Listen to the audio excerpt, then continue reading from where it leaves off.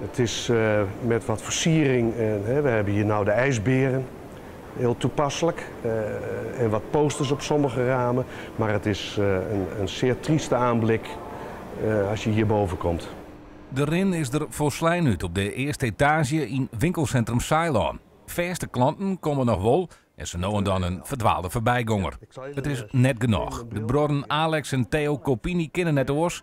De zaak gaat na 30 jaar Ceylon dicht. We hebben tot het laatst toe hebben wij vertrouwen gehad dat wij hier of invulling zouden krijgen of ondersteuning zouden krijgen in een relocatie.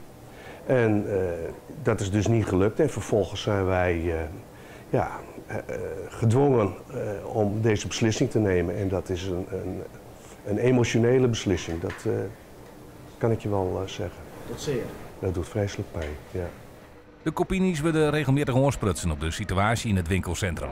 Alleen nog op de Begeerne Groen is het druk. De eerste etage liep het opjoen te wijzen trof verhuurder Sintrus Achmea.